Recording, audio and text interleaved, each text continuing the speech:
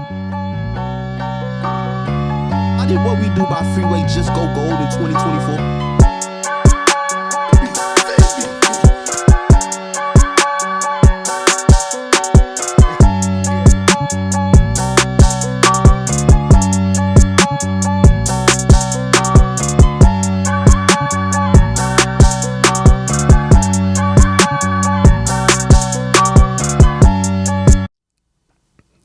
Today, I'm sitting with an award winner, a business owner, and content creator, a mentor, and most importantly, an amazing fashion designer from Harlem.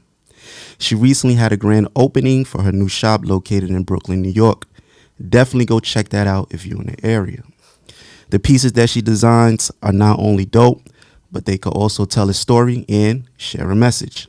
She's been kind enough to take some time out of her busy schedule to sit down with us. So without further ado, I present to you the creator of the clothing line Black.N.Ugly, Sherifa. Thank you. That was a nice intro. Thank you. I try to keep them up. Appreciate you. No doubt. Good to see you again because we have met before, like years ago. Am I right? Was it at the like a sipping paint? I think that was that. Maybe it's something. I think what was it? Right, on the boat. Okay. On the boat. That's what it was. That was the boat. It's a lot of light-skinned dudes with locks, so I get it. You right? You know what I mean? It's a lot of us around. But yeah, it was. That's what it was. Good times. That's what it was. Good times. Good times on the boat. Facts. But thank you for coming. Of course. And my cousin Kenny, thank you for setting this up. Secondly, congratulations on your new store. Appreciate that. Thank you. Cheers to that. Yes. You know what I mean? Thank you. Appreciate it. You know? Yeah. Good. And is that something you always envisioned? The store? The store, yeah. Yeah. It's funny because I was telling my family members, like, I really am going to do it because I've been talking about it for years. And when I finally was like, no, I'm going to really do it, they're like, why? Like, you do well online. You don't need a store. Right. And it's just something I always wanted. Some things you just have to do. And I felt like that's something I have to do. I have to see it, though. No doubt. We'll circle back to all that. I usually like to take my guests back to the beginning. So what was life like for you growing up? All right. I mean, you want to go all the way back? To little you. Let's go all the way back. All the way back. I was born in Jamaica. Okay. Right? I came here and I was going on 8. Mm-hmm. And I lived in Westchester for a little bit. And then I moved to New York City like when I was like 10. Well, to Harlem specifically. Mm-hmm. And then, I grew up in Harlem. And around like when I was in college, that's when I started making T-shirts just to express myself. It wasn't like there wasn't this big business idea behind it, but I was going to school for communications and advertising. Okay. So that played a part in it once people showed that there was a demand for it. Got you. So yeah. You had siblings? Yeah, I got siblings. I have an older brother and two younger sisters. Are they like into fashion too? Nah. I would say my sister who's right under me, Simone, she likes to thrift. So like, I feel like we all into fashion a little bit, but not like as much as me. But my mom is a dresser. She put it on every Sunday. Okay, all right. Shout out, moms. When she go to church. So I get that from her. And my dad, he's not into dressing, but he's creative. He does upholstery. So, okay. Yeah. Dope. Are both your parents, they from Jamaica? Mm-hmm. Yeah. Okay. We all born and raised in Jamaica except for my little sister. Okay. All right. Do you go back often? I wouldn't say often, but I've been back because my grandmother's still there. Okay. That's what's up. So when you was young, like, what was your first indication that you had like a creative bug? I can't remember. I feel like my parents let me, like, especially my mom, because I grew up with my mom, she let me be creative. Okay. So she put us in, like, Boys and Girls Club, and, they have all those, like, after-school activities for you to do. Right. So I felt like I always had an outlet for it. I just didn't think fashion would be the permanent outlet. So were you, like, more into, like, drawing, sketching, something like that? I've always been into, like, drawing little cartoon characters and doodling and stuff like that. Right. Did you have any early inspirations? I guess you looked around and said, "This is somebody that's inspiring me to draw or sketch or even get into what I'm into now." That's a good question. I think I started paying attention to like clothes and drawing clothes like in high school, and like diplomats was big and stuff like that. Okay, and I was into doing drawing jackets and stuff like that, and Okay. like drawing sneakers. Okay. Yeah. Got you. Any other hobbies besides that growing up? Music, sports? Nah, I wish I could sing, but I would say sports. I played varsity basketball in high school. Okay. And at one point I was a captain, and in college I played a little bit of basketball and track. Okay. Okay. Because I was I do my Googles Oh, right? on people. Okay, so what you don't embarrass me. No. I seen that you was a coach for the team, for the girls team. So Oh, you went deep. I did my Googles. You know what I mean? Yeah. I was, Yeah, But I was coach girls basketball. Yeah. okay. So like, how was that experience? That was fun. Like, we lost a lot. Like, but but it was, the kids were just excited that I was their coach. I was excited that I was able to try something I never did before, because I felt like I have a very like, my voice is not for yelling. I don't yell. But when you're coaching, you're so passionate. It just comes out of you. And even though we lost, I made bonds with these girls, and some of them even came to the store the other day, to check it out. So it's like, these relationships kept going. Right. So I appreciate it. Do you still play like recreationally, just shoot around? When my nephew, he want a little $20, he gonna have to play me. But I'm not nice with it like that. I think like last winter, I joined like one of those after work teams. Okay. And that was fun. We lost a lot too, but it was good. It's an experience. I know you like to see, like you like to win. You like, I'm very competitive. Yeah, I thought I was holding that down. You saw that? Yeah, I see it. We all see it. Nah, that's what's up though. I'm a competitive person too. That's why I could get that. I get that. Facts. I feel you. So your brand, Black.N.Ugly, right? I noticed that one of your early designs was Pharaoh, right? Right. Am I right about that? One of your first ones. Yeah. Why did you gravitate towards that image? I think Kenny could relate on this. Like, when we met in college around that time, like, I think we were just trying to find who we were as people. Mm-hmm. So with me trying to find who I was doing a lot of reading into Egyptian culture. Okay. And that's like, when you think Egyptian culture, you think of a pharaoh. Absolutely. Yeah. Are you like a history buff in general, or is it just more you just? Yeah, and it's funny because, like, the more that I build a brand out, the more I'm realizing I want to tell these historical stories. I want to be able to tell a story. So it forces me to do more research than regular. So I love it. I'm into documentaries, all that. That's awesome. Mm-hmm. So at what point did you take that logo, if that was the first one you put on clothes? Mm-hmm. Like at what point did you say, all right, this is dope, let me try to put this on clothes and see what happens? Can you take me back to that moment? Yeah, there's this website, Custom Ink. Okay, I heard of Custom Ink before. It's like the octopus or some shit, right? Yeah. I think I see it. You go with logos, yeah. So you can create shirts on there. So I was creating mad shirts on there. Okay. I was wearing them at the time. And my homegirl, shout out to Rachel, she was like, yo, can I get a shirt? And I was like, all right, which one? She wanted the Biggie shirt. So I made that on Custom Ink. And I'm like, I gotta sell this shirt for like $50. There's no way I could sell these shirts for $50 back then. So I learned how to screen print, and the person I learned through was ASAP Ferg. Okay. So shout out ASAP Ferg. Yeah, shout out to Ferg. He showed me how to screen print, and from there I was like, all right, maybe I could do this on the side. Okay. Yeah. For those who never seen the Biggie shirt, don't know what it is, explain to us, what is the Biggie shirt? It's a black T-shirt. It says Black and Ugly as ever. Okay. And that's how I came up with the name, and it has a image of Biggie on it. Okay, so you came up with the name Black.N.Ugly through that Biggie lyric, like that inspired you to use it. I don't know. It stuck out to me. I felt like he was trying to say, like, you could call me what you want, but I put meaning on things for myself. Right. And if you think about who he was as a rapper back then, he was big. He was really big. Yeah. He's very dark skinned, so that wasn't a thing back then. But when you think of coolness, you think of someone who's fly. You think of him. Right. That's a fact. Do you ever get pushback from people? All the time. All the time? All the time. How do you respond to that? I get to talk to people. I get to tell a story. I get to hopefully change their mind. Or if I don't change their mind, at least they will remember it, Right. So I like that juxtaposition where it's like an irony, and I get to put my own definition on something and make it new. Got you. Yeah. Have you had people say, "Yo, I like the name really bothers me, but this shirt is so fucking fire. Like I gotta get it anyway." Facts, Like, have you facts. came across people like that? I've experienced both ends where someone really likes it, right? And they're like, I can't fuck with the name. I can't just imagine telling someone I got this from Black.N.Ugly. Right. And then, you have the people who are like, nah, fuck the name. I just need the shirt. Right. Okay, all right, that's fire. Mhm.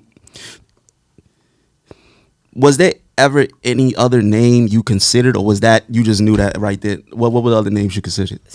Like Black University, Okay. A Fire, which is my name backwards, like Sherifa backwards. Oh, that's actually fire. Yeah, I did put down a shirt. It just didn't. It wasn't doing nothing for me. I felt like if the name was A Fire, then it's like, oh yeah, it's my name backwards, and we move on from that, right? Right. So yeah, none of them stuck. Okay. You went to City, right? Oh, Okay. good I went old to City. Good old City College. I went to City. You went to City? Yeah. What I year know you Kenny went to City. graduated? 2016. Okay, yeah. Yeah. I was long gone then. Yeah. But CUNY's though. CUNY in the building. Yeah. CUNY in the building. CUNY. I went for free, so You went for free. yeah. Oh, Well, the all first right. 2 years, and then I started. Yeah, right. The first 2 years, and I started fucking up, so I lost my scholarship. Oh, Yeah. okay. Well, Yeah. what did you major in? Communications, and like a minor in psychology. Okay. And did you learn anything there that you applied to your brand like later on? I think every day, because I'm the face of my brand, so I'm always speaking about the brand. So I'm aware of how we communicate.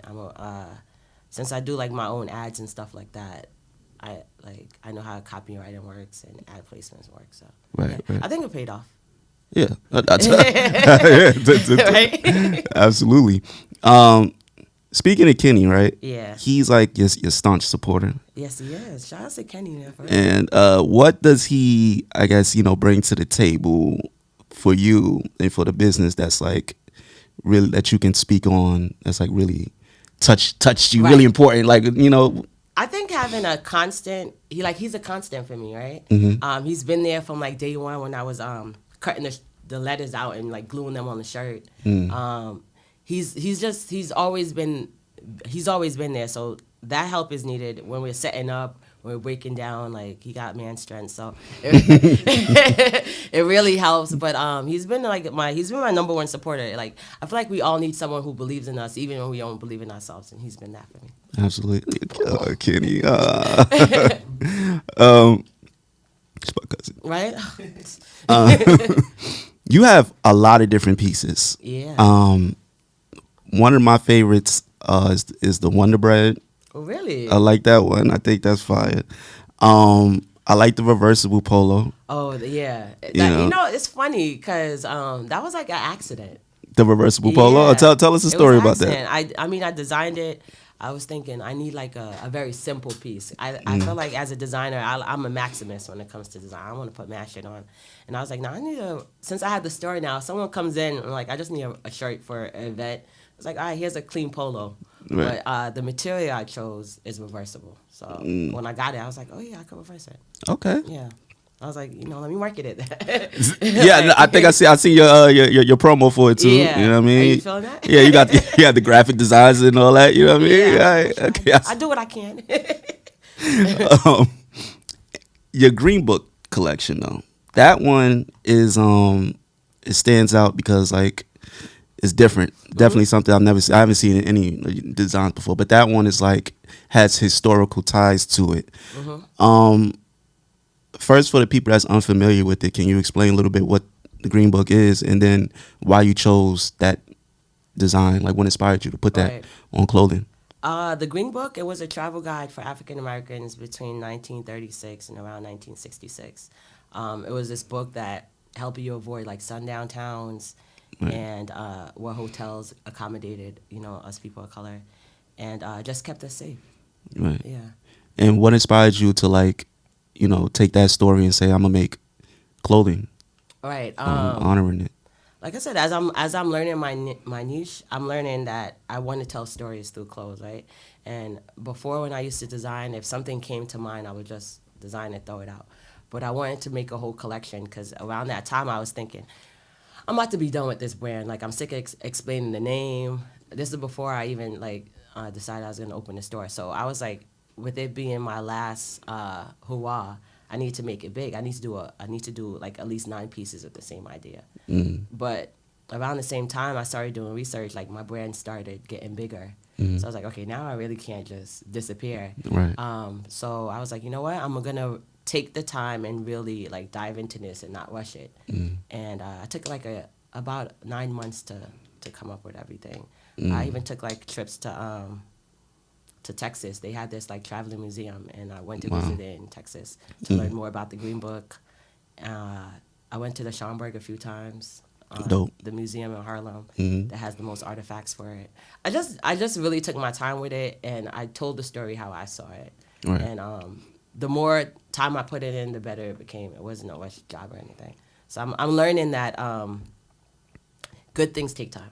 Absolutely. So, yeah. That's a good message. Has anybody affiliated with that reached out to you, seen your designs?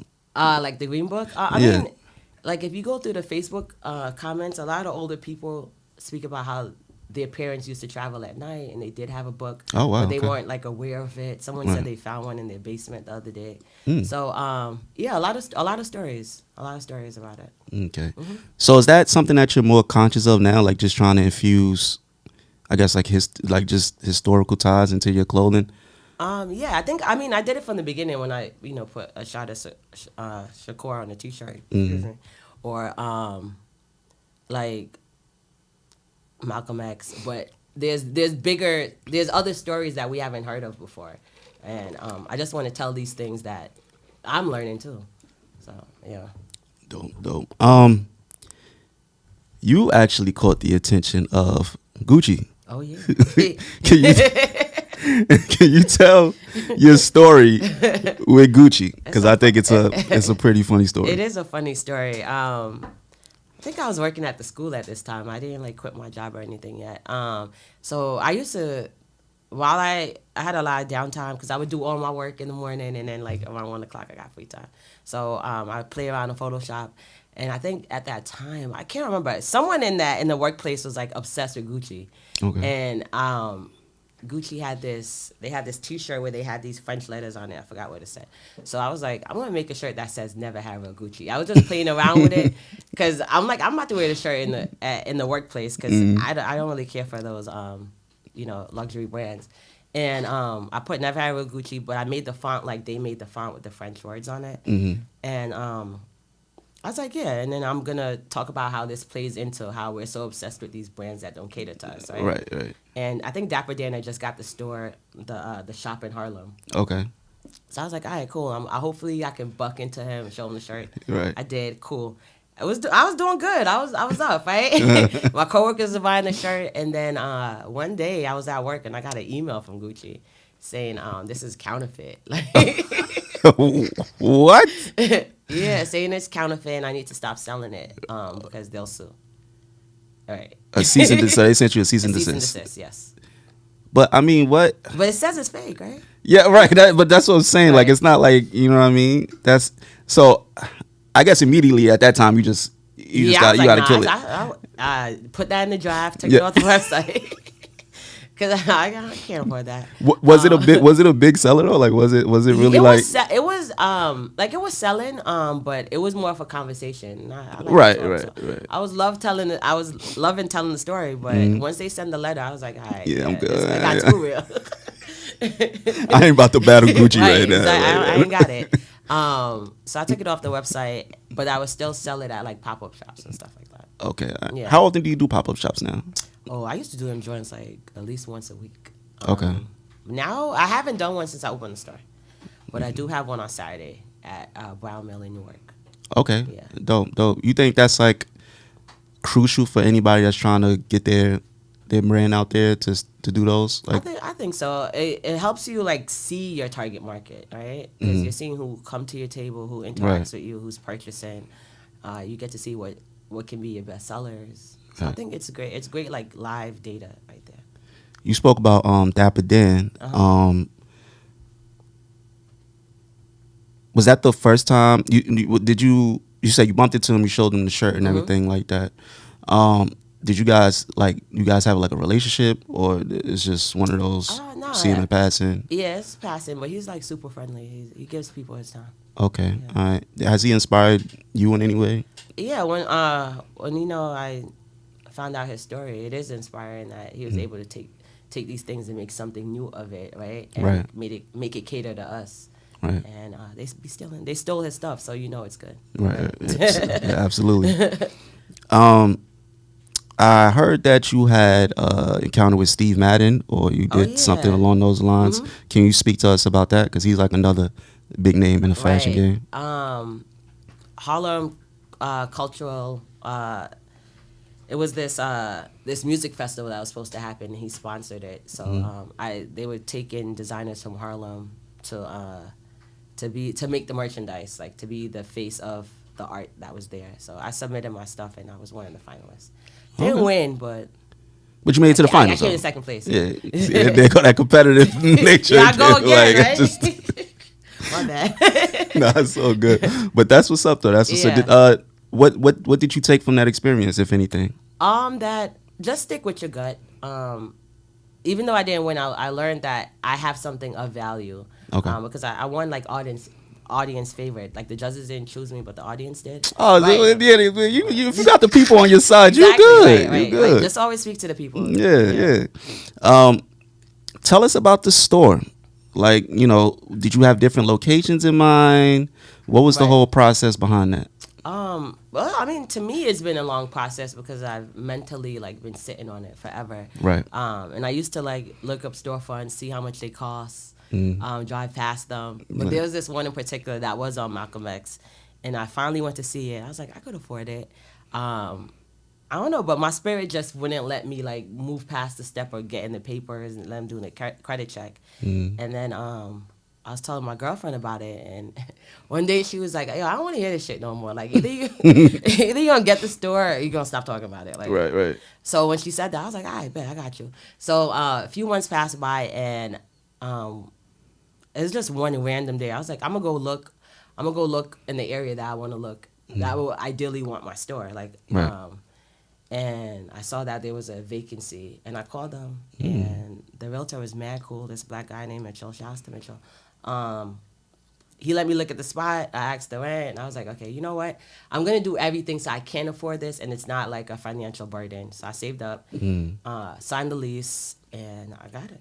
Yeah, and it's funny, though, because I overthought the whole process for so long, and it was like a 1-2. 1-2. Yeah. Wow. Okay. How, because I think to anybody who's especially in New York, you damn, you got a store, right? You know what I mean? Like, how much money you got? You know what I mean? So can you give people a little insight? Nothing too crazy, but what's the steps for somebody who wants to do something like that? You gotta go to the bank, get capital, all these things. Yeah, I would say you need some capital. So, I saved some money, and then 2, my mom also gave me some money. That's what's shouts to mom. She really believes in me. Facts. Even though she hated the name at first, she see what she wouldn't now. She wouldn't now, right? So those are 2 things, but I have really good credit, so that really helped as well. Okay. And I was able to show them the progression of my business that I can't afford rent. Okay. So they'll need that.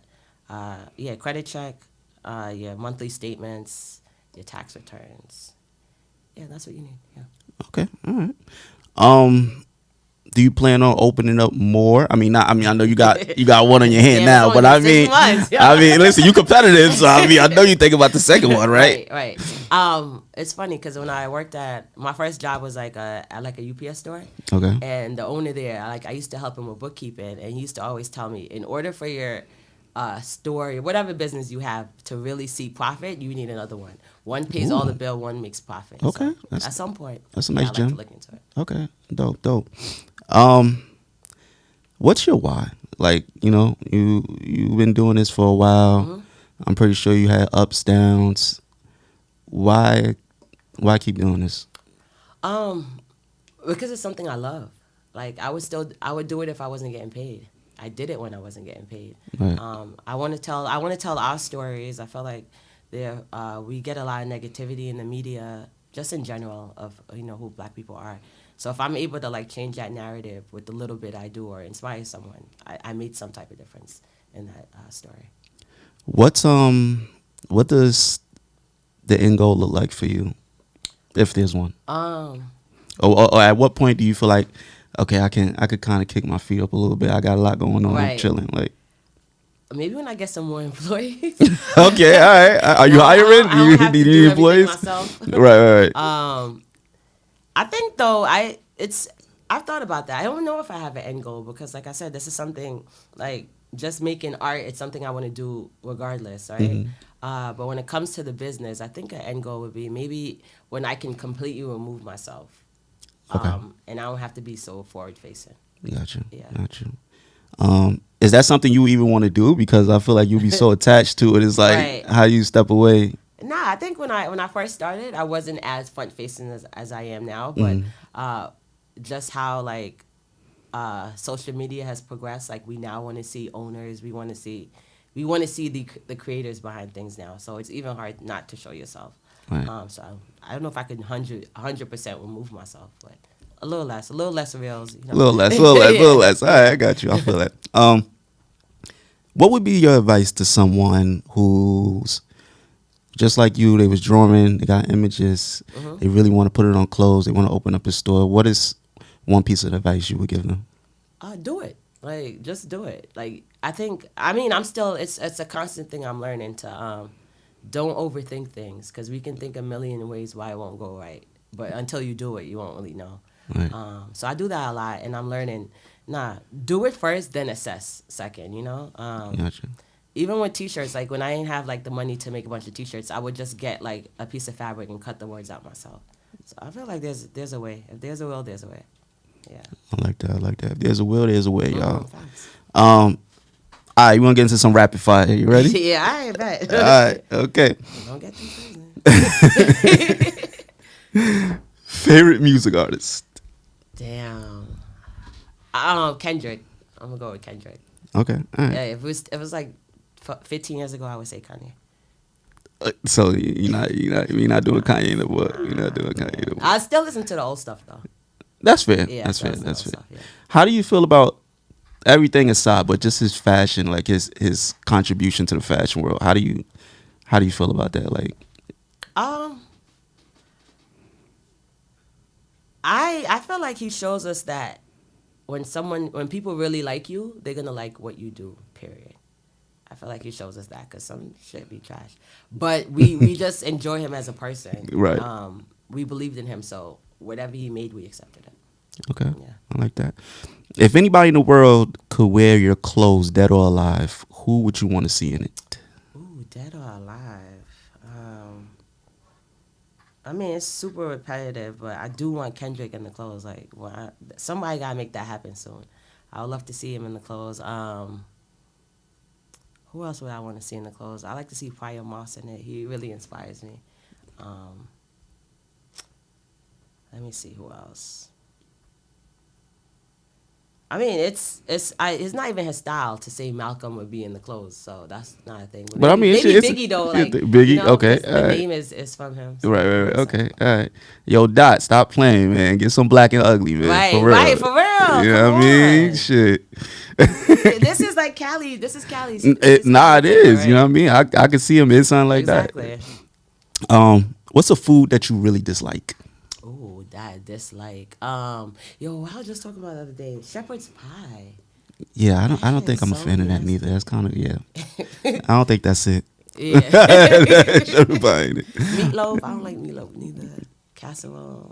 Oh, That's kind of like all the same textures. Are you just not? You're not a fan of that? I'm not. Yeah, I got you. One country you've always wanted to visit. I'll say Egypt. Yeah, Me too. But I'm Me too. conflicted though, because do I really want to go on those pyramids? I don't think so. Yeah. Yeah, because I mean that's their like burial ground. It's supposed Yeah. to be sacred ground, and we just in there Right. taking Instagram flicks. That's true. Well, I wouldn't want to dig around. I would want to see it, but like the way they like crack open caskets is crazy Yeah, to me. right. Like, you know what I mean? It's kind of Yeah, disrespectful. Yeah. very much so. Very much so. What's the best decade era for fashion in your opinion? Or one that you really just loved? I mean, 90s. 90s fashion. 90s, yeah. We go. I think you grew up in the 90s. Yeah. Are you young, right? Yeah. Okay. It resonates so much, and the quality was better. It wasn't the fast fashion wasn't a thing, so I appreciate that. Okay. Which piece of Oh yours? yeah, sorry. I also really enjoy the 70s. Oh, okay. All right. Yeah, the 70s is popping. That's Yeah, different. I like bell bottoms a lot. Okay, And bell bottoms. Yeah, texture, so. yeah. No, that's fire. Which one of your pieces surprised you? Like, you thought maybe it was like, but then everybody else was like, yo, we need more of this. Like, we cannot get one of these right now. I think with the Green Book collection, like everything sold out so fast. I was shocked, but it's a good shock though, because it's like, oh, I did it, I could do it again, right? Every Right. time that doubt comes in your mind, you think, nah, I did this, so I can do it again.